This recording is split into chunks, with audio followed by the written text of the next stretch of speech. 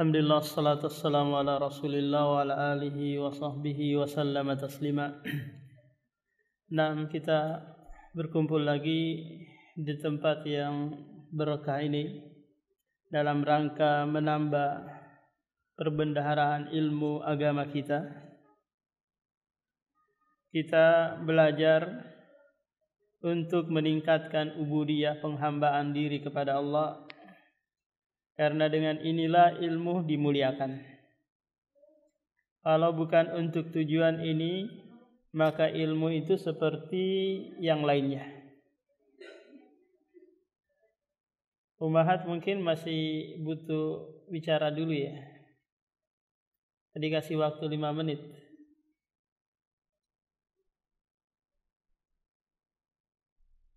Nah, kehadiran kita di majelis ilmu, kalaupun tidak bisa mendapatkan ilmu yang bermanfaat, minimalnya kita mendapatkan janji Rasulullah, yaitu dimudahkan menuju surga Allah Subhanahu wa taala.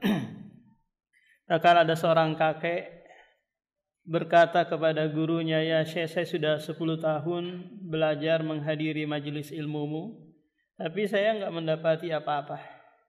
Enggak mudeng-mudeng." Kata gurunya ini, kalau engkau tidak paham, maka cukuplah janji Rasulullah kepadamu, "Man salaka tariqan yaltamisuhu fihi ilman, sahhalallahu lahu bihi tariqan ilal jannah." Barang siapa yang menempuh suatu perjalanan dalam rangka mencari ilmu, maka Allah akan mudahkan dia menuju surga Allah Subhanahu wa taala. Coba perhatikan di hadis ini, nanti kita akan bahas di hadis yang ke-36 ya, di kitab ini.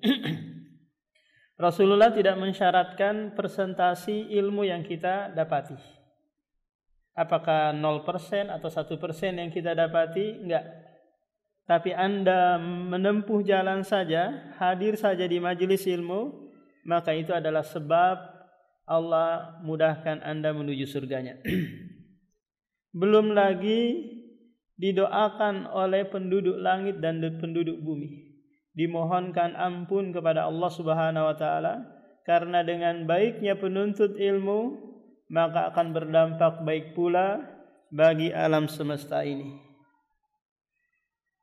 Bahkan Allah, malaikat-malaikatnya la yastaghfiru, memohonkan ampun bagi mereka yang belajar ilmu agama. Belum lagi kita akan mendapatkan ketenangan di majelis ilmu. Meskipun di luaran sana kita banyak problematika kehidupan, banyak masalah, banyak utang, tapi duduk sejenak di majelis ilmu, itu nazalat alaihimus sakinah, akan turun ketenangan. Belum lagi kalau dia dapat ilmu, dia pulang gitu, sehingga apa? Ilmu itu memberikan manfaat bagi kehidupannya. Para umahat yang dirahmati Allah Subhanahu wa taala, kita lanjutkan materi kajian kita dari kitab Al-Arba'in Nawawi. Sekarang di hadis yang ke-22.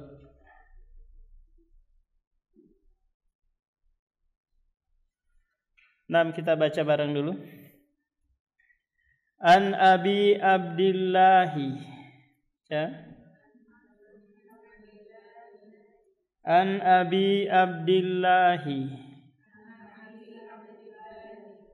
Jabir bin Abdillahil Ansari, Jabir bin Abdillahil Ansari radhiyallahu anhuma, anna rajulan sa'ala Rasulallahi, anna rajulan sa'ala Rasulullahi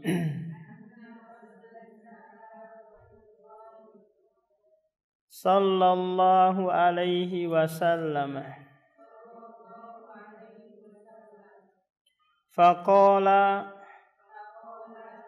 ara'aita idza shallaitul maktubati.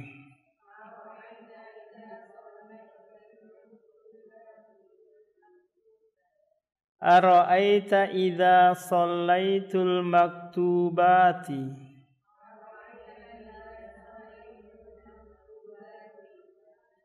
Ara'aita idza shallaitul maktubati.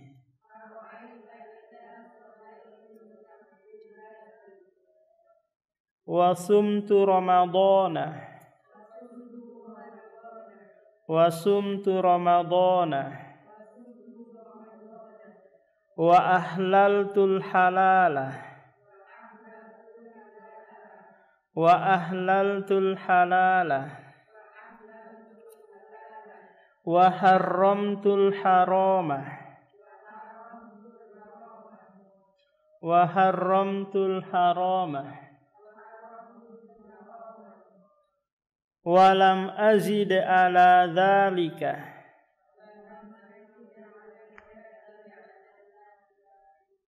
Walam azid ala dzalika syai'an.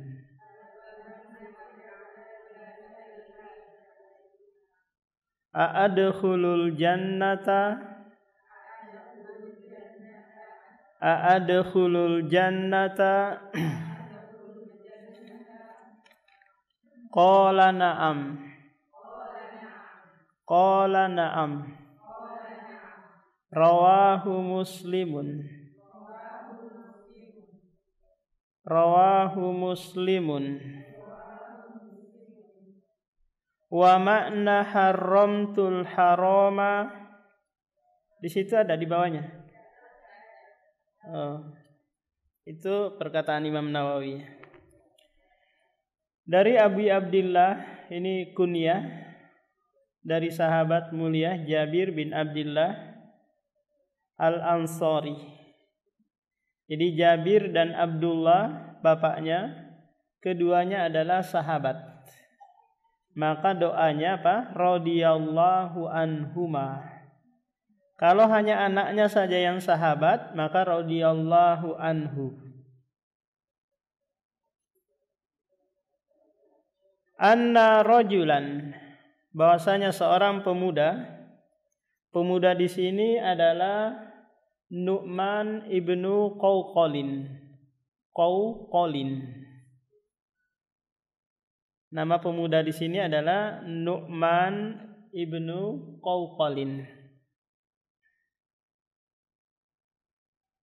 Sa'ala Rasulullah, dia bertanya kepada Rasulullah. Faqala, lalu dia berkata, Ara'aita. Di situ diterjemahkan apa Ummahat Ara'aita? Ara'aita itu maknanya adalah akhbirni, kabarkan kepadaku. Kalau di situ apa? Diterjemahkan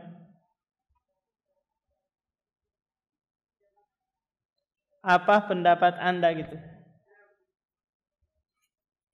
Ara'aita, bagaimana menurutmu?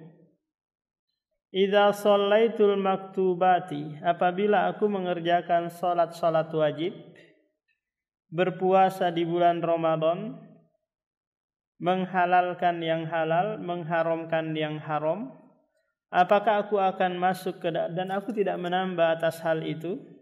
Apakah aku akan masuk ke dalam surga? Atau Rasulullah, na'am, iya. Ummahat yang dirahmati Allah Subhanahu wa taala, hadis ini menyebutkan kepada kita 4 amalan yang menyebabkan masuk ke dalam surga. 4 amalan. Sementara banyak amalan-amalan yang tidak disebutkan di hadis ini. Apa kira-kira ummahat yang tidak disebutkan? Haji, zakat, berbakti kepada kedua orang tua, tauhid, ibadah-ibadah sunnah enggak disebutkan kan? 6. Tapi yang dia lakukan hanya 4 hal ini. Kemudian Rasulullah mengatakan, iya, kamu akan masuk surga. Mana puas, mana zakat, mana haji, mana yang lainnya? Kenapa enggak disebutkan? Maka jawabannya karena orang ini baru masuk Islam. Sehingga apa? Kalau dibebani banyak syariat, dia apa? Dia akan lemah nantinya. Dia enggak semangat lagi. Tapi kalau ini yang dia mampu lakukan, ya sudah, itu lakukanlah. Karena amalan itu akan apa? Mengundang amalan-amalan yang lain. Paham? Di riwayat yang lain, tak kala Rasulullah ditanya, ya Rasulullah, saya mau sholat 5 waktu aja, ya apakah aku akan masuk surga? Iya. Kata Rasulullah, iya, kamu akan masuk surga. Karena apa? Karena satu amalan itu apa? Akan mengundang amalan-amalan yang lain. Nah, 4 amalan yang disebutkan di hadis ini, yang pertama adalah menjalankan sholat wajib. Menjalankan sholat wajib. Sholat wajib itu ada berapa umahat? Ada 5. Sholat subuh, duhur, asar, maghrib, isya. Ini siang malam kita lakukan. Dan tidak ada stopnya. Kapan kita stop sholat umahat? Ketika kita apa? Meninggal atau sudah pikun. Sudah enggak ingat lagi apa yang dibaca, maka apa? Stop, tidak ada lagi kewajiban salat. Kenapa ini dilakukan terus-menerus? Karena memang salat itu berkaitan dengan kehidupan kita. Timbul pertanyaan sekarang umat, kita kan salat terus-menerus ya. Apa nih tujuan dan hikmah syariat dalam memerintahkan kita ini? Gak mungkin kan gak ada tujuan yang mulianya kan? Paham? Kalau hanya untuk apa? Hanya untuk membuat kita lelah mungkin enggak. Tapi ada tujuan yang mulia di balik salat tersebut. Apa kira-kira tujuannya umahat? Ada umahat di sini yang sudah 10 tahun mungkin, 20 tahun mungkin, atau bahkan ada yang 30 tahun sholat. Coba sebutkan satu dari tujuan pensyariatan sholat. Apa kira-kira umahat? Apa tujuan atau maqasidus syariah, maksud dari pensyariatan sholat ini? Oh, enggak tahu Ustaz. Saya hanya menjalankan perintah aja. Wallahu alam apa tujuannya.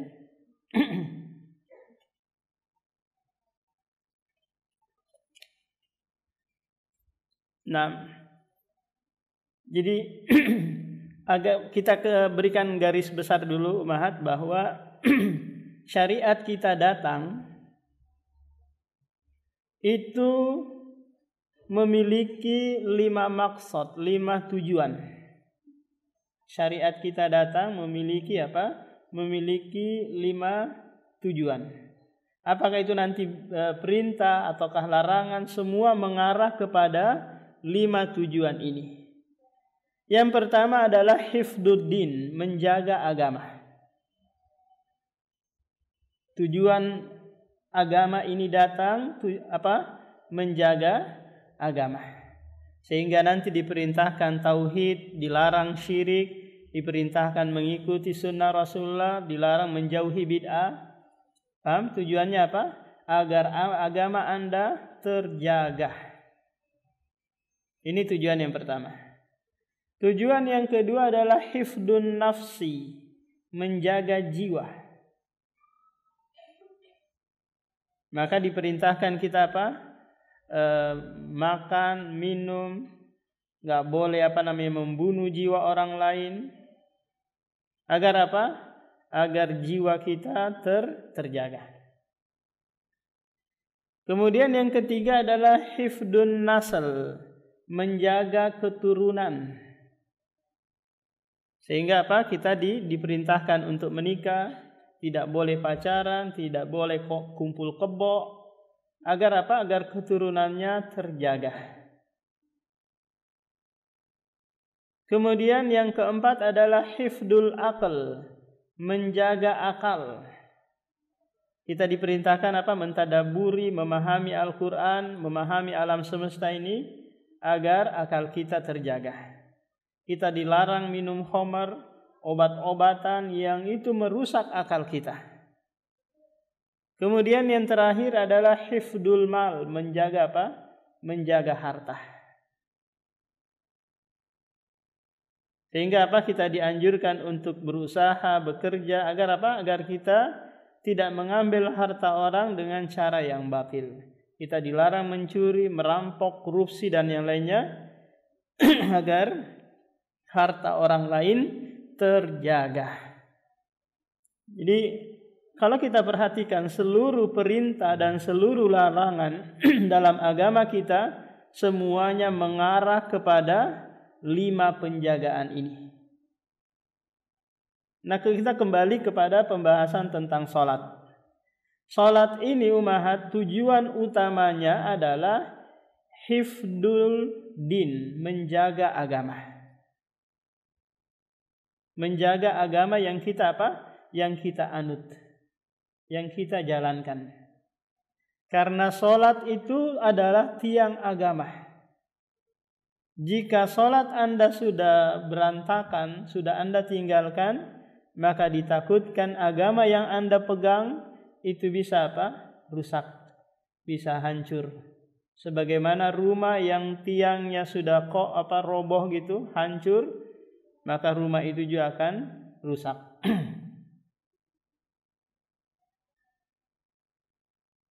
Maka di dalam Al-Quran, di dalam surah Al-Baqarah ayat 238, Allah memerintahkan kita untuk menjaga sholat ini sebagai bentuk penjagaan agama kita.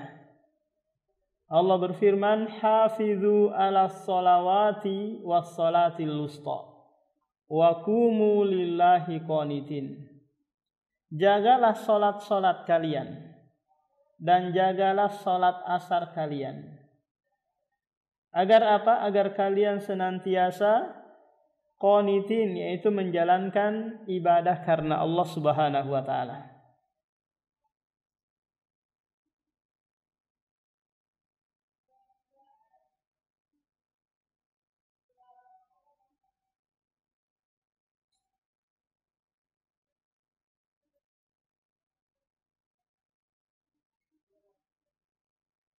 Nah, ini tujuan yang pertama. Tujuan yang kedua umahat dari apa? Dari kita menjalankan salat 5 waktu. Yang kedua adalah zikrullah, mengingat Allah Subhanahu wa taala. Agar apa?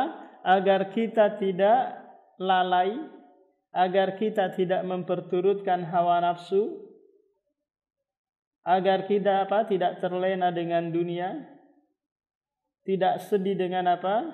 Dengan dunia. Karena mengingat Allah itu mendatangkan ketenangan, tapi mengingat dunia mendatangkan kegelisahan hidup. Maka dengan salat apa? Kita mengingat Allah Subhanahu wa taala. Allah berfirman di dalam surah Al-Ankabut ayat 45, Aqimis sholata innas sholata tanha anil fahsya'i wal munkar wala dzikrullahi akbar. Tegakkanlah salat. Sesungguhnya salat itu mencegah dari perbuatan yang keji dan mungkar. Dan yang terbesar dari tujuan salat adalah dzikrullahi akbar, kata Allah. Yaitu apa? Mengingat Allah Subhanahu wa taala.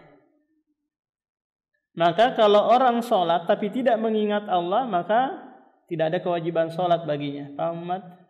Seperti orang yang pikun, orang yang gila, orang yang gak sadarkan diri, orang yang pingsan mungkin, maka tidak ada kewajiban sholat pada dirinya. Karena apa? Karena tujuan utama sholat gak bisa dicapainya. Paham? Yaitu zikrillah, mengingat Allah Subhanahu wa taala. Ayat yang lain yang menyebutkan yaitu surah Thaha ayat 14. Allah berfirman, "Aqimis sholata lidzikri." Tegakkanlah salat untuk mengingatku. Lantas timbul pertanyaan umat, bagaimana caranya kita mengingat Allah di saat kita salat? Umat, bagaimana caranya mengingat Allah di saat kita salat? Bayangkan gitu. Umat kira-kira bisa bayangkan Allah enggak? Enggak bisa ya. Ada seorang guru gitu, dia pengajar akidah di sebuah lembaga sekolah. Dia bertanya kepada saya, "Ustadz, saya sebelum menyampaikan akidah kepada murid-murid, maka saya suruh mereka dulu, tolong kalian gambarkan Allah di pikiran kalian." Akhirnya murid-murid saya ini katanya menggambarkan bahwa Allah itu adalah sosok yang dia kayak kakek-kakek, panjang jenggotnya, memakai baju putih, duduk di atas singgasana dan yang lainnya. Untung aja muridnya nggak mengatakan bahwa Allah itu duduk di atas buah naga. Maka saya bilang, Ustadz, ini adalah perintah yang salah. Kenapa? Karena jawabannya pasti salah. Untuk membayangkan Allah itu mesti adalah kita pernah melihatnya dulu, atau melihat sosok yang mirip dengan Allah. Baru apa? Baru bisa membayangkan Allah. Atau Allah pernah menceritakan kaifiat atau hakikat wajahnya dia. Baru kita apa? Bisa membayangkan. Karena akal kita ini umat terbatas untuk membayangkan sesuatu yang tidak pernah dilihat. Coba kita suruh laki-laki membayangkan bidadari. Paling yang dia bayangkan istrinya yang cantik mungkin, atau istri tetangganya, atau putri Indonesia, ya kan? Karena nggak bisa dia membayangkan sesuatu yang tidak pernah dia lihat. Saya mau membayangkan wajah-wajah umahat ini yang ada di depan ini, nggak bisa. Karena saya nggak pernah melihatnya. Paham? Jadi untuk membayangkan sesuatu haruslah apa? Pernah melihat. Jadi kalau kita merem di dalam sholat gitu, membayangkan Allah, itu pasti salahnya. Paham umat? Pasti salahnya. Lantas bagaimana kita mengingat Allah di saat sholat? Ia membaca, memahami apa yang dibaca, mentadaburi apa yang dibaca. Paham? Memahami apa yang dia baca, karena yang dibaca itu ada pujian, ada permohonan, ada pengagungan kepada Allah Subhanahu wa taala. Sekaligus menganggap Allah berada di hadapannya.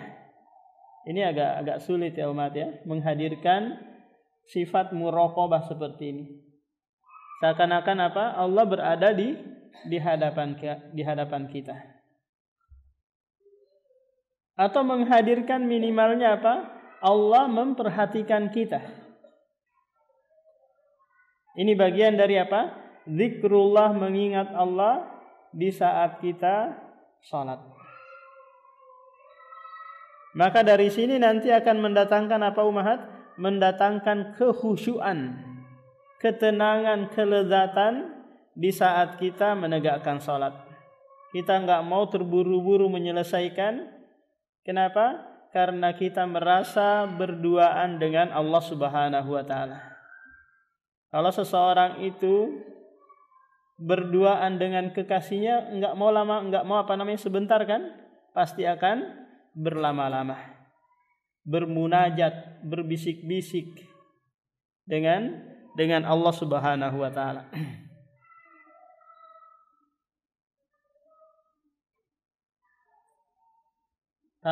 Ini makna dari zikrullah, mengingat Allah di saat kita salat. Nah, dari sini nanti akan akan memberikan faedah yang besar bagi kita, yaitu kita tidak memperturutkan hawa nafsu. Kita tidak lalai dengan kehidupan dunia. Karena kita mendapatkan zikrullah, yaitu mengingat Allah di saat menjalankan sholat tadi. Kemudian tujuan yang ketiga dari sholat yang kita tegakkan adalah mencegah dari perbuatan keji dan mungkar. Keji untuk diri kita, mungkar untuk orang lain.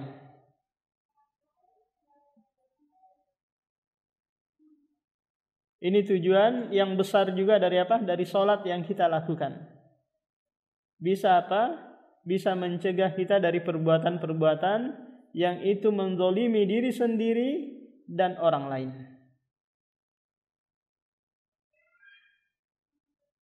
Sebagaimana Allah sebutkan tadi di surah Al-Ankabut ayat 45, wa aqimis sholata innas sholata tanha anil fahsya'i wal munkar. Tegakkanlah sholat, sesungguhnya sholat itu mencegah Anda dari perbuatan yang keji dan mungkar.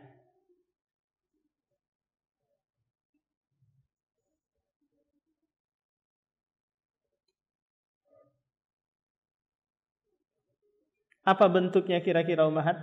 Kita terhindar dari perbuatan yang keji dan mungkar. Bentuknya tak kala kita sholat, ya kan? Kita berhadapan dengan Allah, memohon ampun kepadanya, memujinya, menganggap kita kecil, dan yang lainnya. Nah, ketika kita sholat tadi, itu menghadirkan muraqabah, yaitu merasa diawasi oleh Allah Subhanahu wa Ta'ala, merasa hamba yang sangat butuh bimbingannya, maka semua ini nanti akan menghalangi kita dari perbuatan keji dan mungkar. Tak kala kita ingin korupsi, kita ingat, oh Allah nih melihat kita ini. Tak kala kita ingin berkata yang jelek kepada teman, mungkin, oh Allah memerintahkan saya berkata yang baik. Wa qulu linnasi husna. Jadi ini adalah asar atau dampak dari perbuatan sholat dia. Menghalangi dia dari apa? Dari perbuatan yang tidak baik. Kemudian tujuan yang keempat, yaitu menguatkan hati kita. Menguatkan apa? Taqwiyatul qalbi, menguatkan hati. Ini tujuan yang besar juga dari apa? Dari sholat. Kenapa bisa menguatkan hati umat? Karena di dalam sholat itu banyak sekali zikrullah, banyak sekali mengingat Allah Subhanahu wa Ta'ala. Sementara zikir itu adalah penyebab tenangnya hati. Ala bidzikrillahi tatma'innul qulub. Ketahuilah bahwa mengingat Allah itu membuat hati apa? Tentram. Belum lagi mendatangkan juga kesehatan jasmani. Gerakan-gerakan sholat itu membuat sehat tubuh kita, jasad kita. Yang itu berdampak baik pula bagi apa? Bagi hati kita. Dulu di hadis yang ke-6 pernah kita sebutkan bahwa qalbun di dalam bahasa Arab itu maknanya adalah jantung. Paham? Bukan liver. Tapi apa? Jantung. Tapi kita sudah apa? Sudah memaknai bahwa qalbun itu adalah hati. Tapi yang lebih tepat bahwa qalbun itu adalah jantung. Karena ini yang apa? yang berperan sangat penting dalam apa? Dalam tubuh kita. Jika dia buruk, maka berdampak buruk pula pada anggota tubuh yang lain.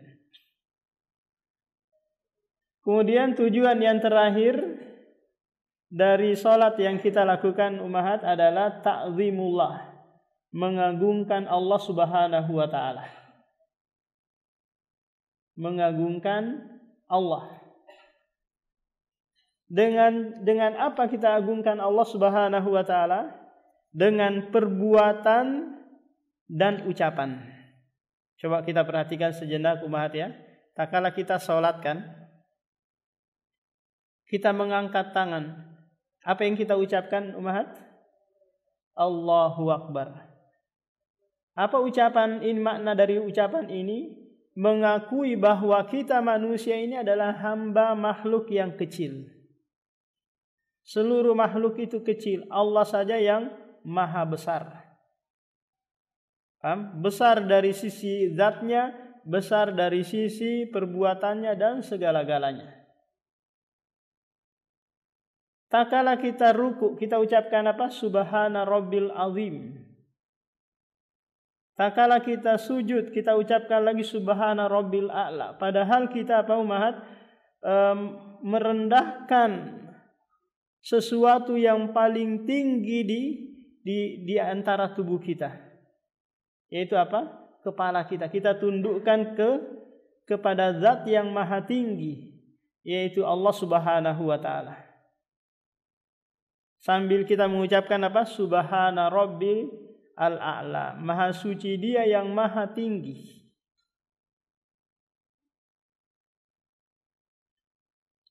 Belum lagi di saat kita tasyahud, di saat kita takbiratul intiqal, kita apa? Memuji Allah Subhanahu wa taala, itu semua bagian dari apa? Ta'zim, pengagungan kepada Allah Subhanahu wa taala.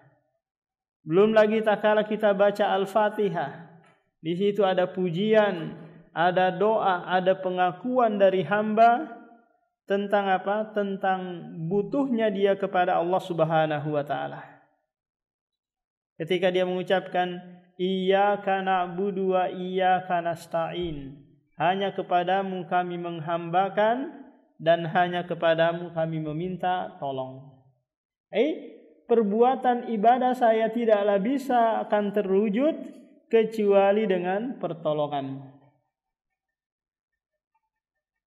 Maka ini adalah 5 dari maqasid atau maksud pensyariatan salat.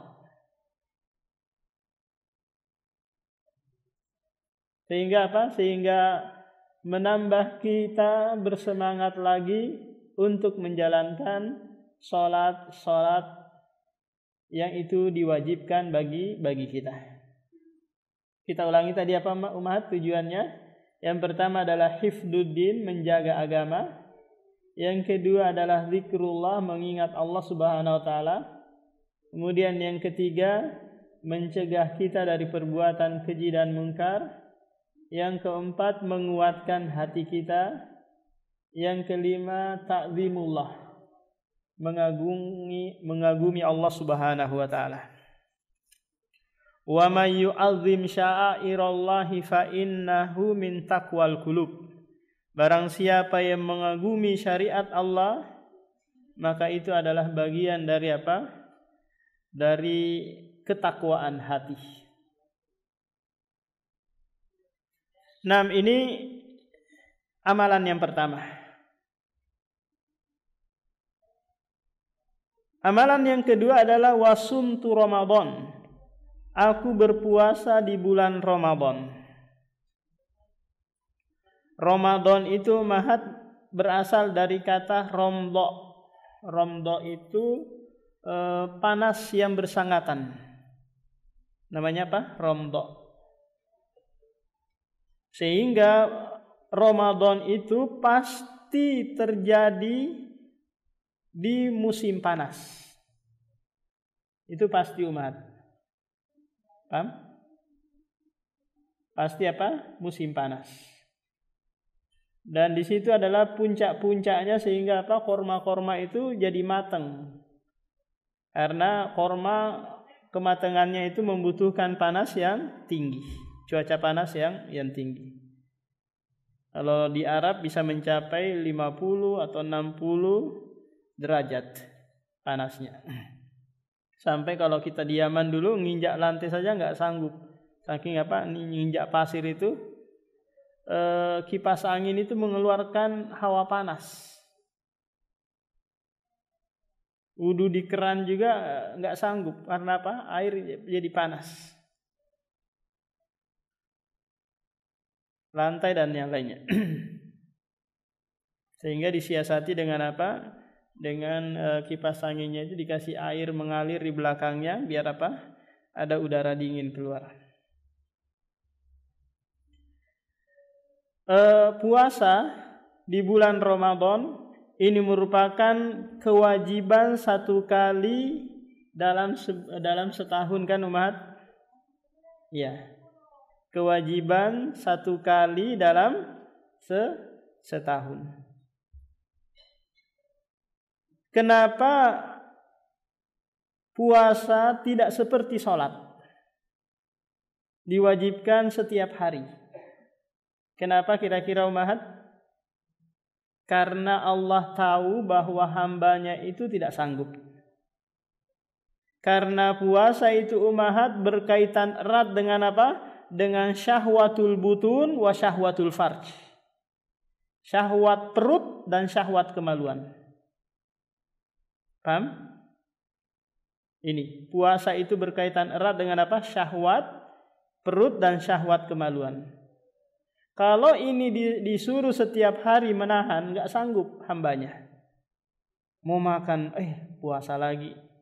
Mau berhubungan badan, puasa. Paham? Nggak sanggup. Maka dengan hikmah Allah mewajibkannya hanya 1 tahun 1 kali. Yaitu hanya di bulan Ramadan. Perbandingannya 11 dibandingkan 1 kan? 11 bulan kita diberikan kebebasan makan, berhubungan dan yang lainnya. 1 bulan ini kita dikontrol, ditahan. Dan itu pun hanya di siang harinya. Di malam harinya kita tetap boleh makan, boleh berhubungan badan dengan suami. Berarti dari 1 bulan itu hanya setengahnya saja kan kalau mau dihitung ya. Ya enggak umat? Jadi hanya 15 hari full saja kita berpuasa. Tapi kalau ada yang sanggup mau berpuasa 30 hari, dalam artian 30 kali 24 jam, maka enggak boleh. Ini dikenal dengan puasa wisol.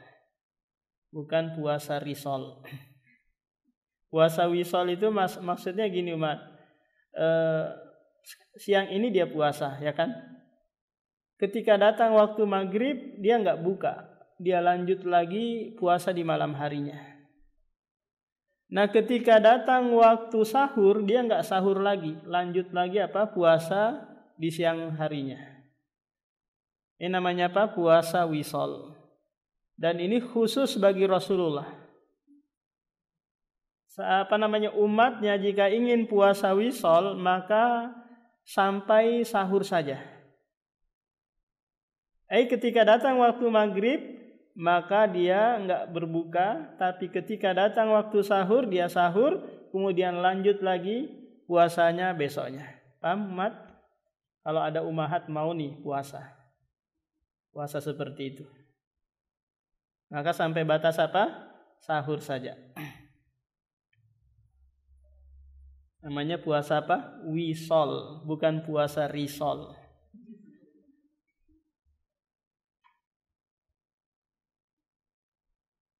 Apa kira-kira umahat tujuan pensyariatan puasa ini?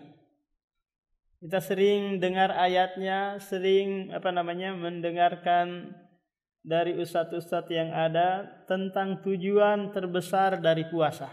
Apa kira-kira umahat? agar kita senantiasa bertakwa. La'allakum tattaqun. Itu disebutkan di surah Al-Baqarah ayat 183. Ya ayyuhalladzina amanu kutiba alaikumus siyamu kama kutiba alal ladzina min qablikum la'allakum tattaqun. Ini tujuan terbesar dari pensyariatan puasa, agar kalian bertakwa. Tapi ingat umahat, di sini takwa di sini itu diucapkan oleh Allah menggunakan fi'il mudhari'. Fi'il mudhari' itu adalah kata kerja yang menunjukkan sekarang dan akan. Sekarang dan akan. Apa maksudnya? Maksudnya adalah Anda itu bertakwa jangan hanya di bulan Ramadan saja. Di luar bulan Ramadan pun Anda tetap bertakwa. Paham? Jangan semangatnya hanya di bulan Ramadan. Jadikan Ramadan itu sebagai madrasah, latihan pendidikan, agar nanti 11 bulan berikutnya Anda tetap bertakwa kepada Allah. Karena seburuk-buruk kaum atau manusia yang mereka hanya mengenal hak Allah di bulan Ramadan saja. Giliran pas Ramadan, Masya Allah, masjid sampai tumpah-tumpah. Paham? Bingka dan yang lainnya juga bermunculan, kue-kuean. Ketika selesai Ramadan, selesai pula lah salat dan yang lainnya. Maka ini tidak tepat. Karena dia hanya mengenal hak Allah di bulan Ramadan. Sementara Allah hadir di bulan Syawal, Dzulqa'dah, Dzulhijjah dan seterusnya. Coba kita perhatikan umahat, tatkala kita berpuasa di siang hari Ramadan. Banyak hal yang kita bisa lakukan dan itu bagian dari ketakwaan kan? Kita tambah rajin baca Al-Quran, tambah rajin bersedekah, sholat tarawih di malam harinya. Banyak hal yang kita lakukan dan itu semua bagian dari apa? Dari ketakwaan.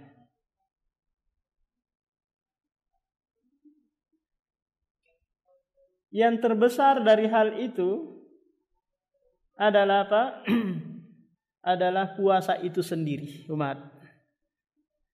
Karena ternyata ibadah puasa ini yang tidak pernah orang musyrik itu peruntukkan bagi apa? Bagi sesembahan mereka.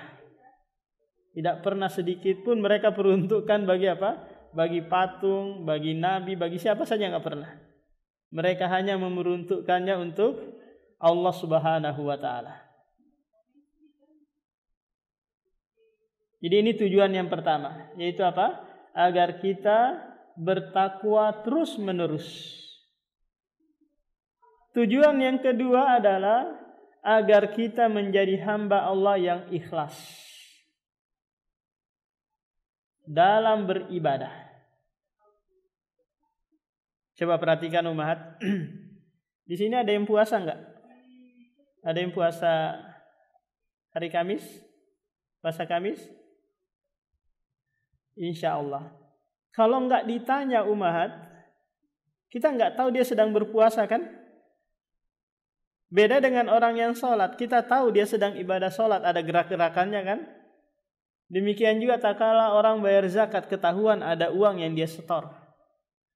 Tak kala dia ibadah haji, kelihatan dia beribadah. Tapi giliran puasa itu enggak kelihatan umat. Kalau enggak dia tanya, enggak dia kasih tahu, aku lagi puasa nah. Atau dia pura-pura lemes gitu. Paham? Wajahnya kelihatan gitu kayak lapar, agar orang bertanya kepada kenapa oh lagi puasa ini, tadi malam enggak sahur. Paham? Barulah dia ketahuan bahwa dia sedang beribadah puasa. Coba kalau dia enggak ngomong umat, dia enggak orang lain enggak tahu kan? Orang lain enggak tahu dia sedang sedang beribadah. Menunjukkan bahwa dari ibadah puasa dia ini itu mendidik dia menjadi apa? Menjadi hamba Allah yang mukhlis, yang ikhlas dalam beribadah. Sekaligus apa? Dia itu merasa muraqabah, merasa diawasi oleh Allah Subhanahu wa taala. Buktinya apa umahat? Buktinya tak kala dia pulang ke rumah nanti. Dia bisa aja kan makan kue bolu di dalam kamarnya atau wudu sambil meneguk air. Bisa aja kan diam-diam. Tapi itu semua dia tinggalkan. Kenapa? Karena dia muraqabah, merasa diawasi oleh Allah Subhanahu wa taala. Maka puasa yang kita lakukan itu umahat, pahalanya itu tidak berbilang. Tidak ada istilahnya 10, 20, 30 atau 700, enggak ada. Paham? Tapi Allah langsung yang memberikan ganjaran. Disebutkan dalam sebuah hadis kursi, di mana Allah berfirman di sana, kullu amali ibni Adam lahu illa siyam. Seluruh amalan anak Adam itu untuknya, kecuali puasa. Fahuwali, dia berpuasa itu untukku. Wa ana ajzi'u bih, dan aku yang langsung membalasnya. Innama yatruku ta'amahu wa syarabahu min ajli. Dia meninggalkan makan dan minum karenaku. Paham? Seluruh amalan ketaatan umahat, kata Allah di hadis ini, itu dibalas 10 sampai kelipatan 700, kecuali puasa. Puasa itu tidak ada 700-nya, 800-nya, 1000-nya, enggak ada. Menunjukkan apa? Besarnya ganjaran bagi mereka yang berpuasa. Kenapa umahat? Karena dia lakukan hal itu lillah, karena Allah. Paham? Dia berpuasa menahan diri dari makan dan minum, berhubungan badan dan yang lainnya karena Allah. Bukan karena ingin diet, bukan karena ingin menjaga kesehatan dan yang lainnya, tapi apa? Lillah.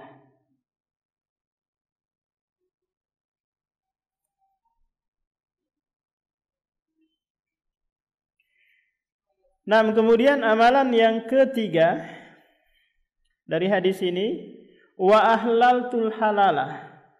Aku menghalalkan yang halal. Maksudnya apa ini umahat, menghalalkan yang halal? Maksudnya adalah aku mengerjakan yang halal-halal dengan meyakini kehalalannya. Di hadis yang keberapa umahat dulu pernah kita menjelaskan tentang hal-hal yang halal itu? Hadis yang ke-6 ya. Apa patokan ibadah itu dianggap halal umahat? Masih ingat gak? Apa patokan ibadah dianggap halal? Apa patokan makanan dianggap halal? Apa patokan muamalah dianggap halal? Itu dulu pernah kita jelaskan ya.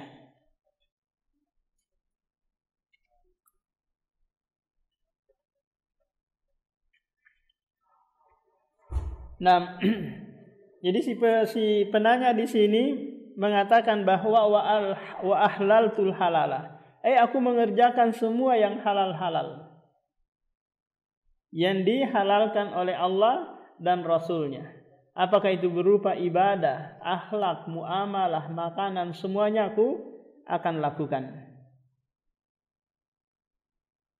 Paham?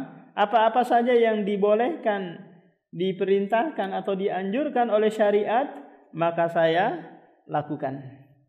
Ini merupakan apa? Amalan yang mulia.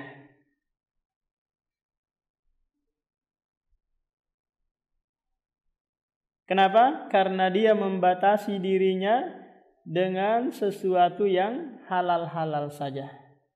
Berarti perkara yang haram dia jauhi, perkara yang syubhat dia tinggalkan. Kemudian amalan yang keempat adalah wa haramtul haram. Aku meninggalkan perbuatan yang haram dengan meyakini keharamannya. Tentu perkara yang haram adalah perkara yang dilarang oleh Allah dan Rasulnya, dan setiap larangan itu ummahat mendatangkan kemudaratan. Jika dilakukan. Maka sesuatu yang haram itu diperintahkan untuk ditinggalkan. Karena pasti memudaratkan Anda. Tapi karena bisikan hawa nafsu, bisikan syaitan, sehingga menyebabkan Adam alaihi salam mengerjakan larangan, iblis laknatullahi alaihi tidak mentaati perintah, paham?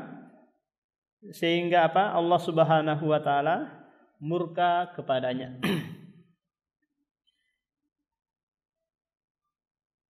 Kemudian si sahabat ini berkata di akhir hadis, walam azid ala dzalik. Aku tidak akan menambahnya kecuali apa yang aku sebutkan. A'adkhulul jannata, apakah aku akan masuk surga? Maka Rasulullah mengatakan na'am, iya. Ini pelajaran besar bagi kita ummahat, bahwa jika ada orang atau jika ada anak kita yang dia mengatakan kepada kita, aku mau sholat duhur aja dulu, belum mau sholat asar. Atau dia mau mengatakan, saya mau sholat yang wajib aja dulu, belum mau sholat sunnah. Maka kita katakan, iya, lakukan apa yang kamu bisa lakukan dulu. Saya maunya hanya ini aja dulu, saya belum mau yang ini. Pelajaran apa yang kita berikan kepadanya ummahat ini? Pelajaran bahwa lakukanlah perbuatan wahai anakku sesuai dengan kesadaran dan keinginanmu. Tidak ada unsur paksaan. Jangan nak, kamu harus melakukan ini. Akhirnya dia enggak lakukan. Atau dia lakukan tapi dalam keadaan terpaksa. Kalau itu yang dia mau lakukan, ya silahkan lakukan. Semoga dengan yang Anda lakukan satu itu akan membuahkan kebaikan yang lain.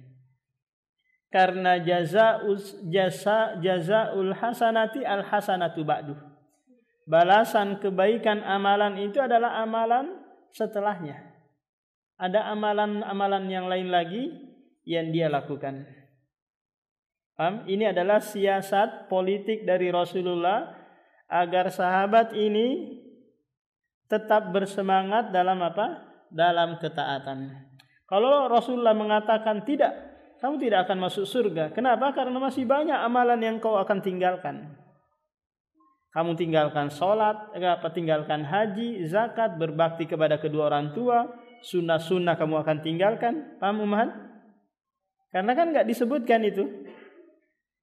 Tapi Rasulullah mengiyakan agar Agar dia bersemangat, agar nanti memudahkan lagi dia untuk mengerjakan ibadah-ibadah yang lain. Ini namanya siasah atau politik. Kalau dikatakan tidak, maka selesai. Yang ini dia akan tinggalkan, yang lain lebih lebih aula lagi dia tinggalkan.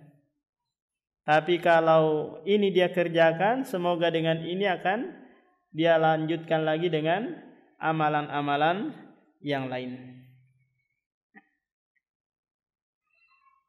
Wa makna haramtu, ini perkataan Imam An-Nawawi menafsirkan hadis Rasulullah di atas. Wa makna haramtu, makna aku mengharamkan yang haram adalah ijtanabtuhu, aku menjauhinya. Wa makna ahlaltul halal, makna dari aku menghalalkan yang halal adalah fa'altuhu mu'taqidan hillahu, aku lakukan karena meyakini kehalalannya. Apa makna tafsiran dari penulis ini? Maknanya adalah ummahat wa ahlaltul halal, aku tidak menghalalkan dengan sendirinya. Paham?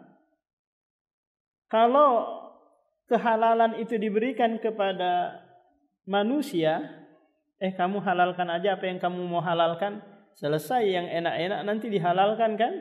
Babi dia halalkan untuk dirinya, minum khamar, kemudian pacaran, berzina, kumpul kebo dia halalkan semua. Karena jiwa itu ammaratum bisu, memerintahkan yang buruk-buruk. Tapi patokan halal dan haram itu kembali kepada syariat Allah dan Rasulnya.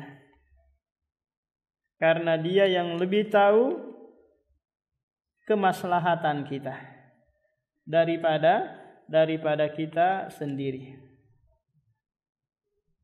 Nah, mungkin ini ummahat dari hadis yang ke-22 ini yang bisa disampaikan. Nah, demikian subhanakallahumma wa bihamdika asyhadu an la ilaha illa anta astaghfiruka wa atubu ilaik. Assalamualaikum warahmatullahi wabarakatuh.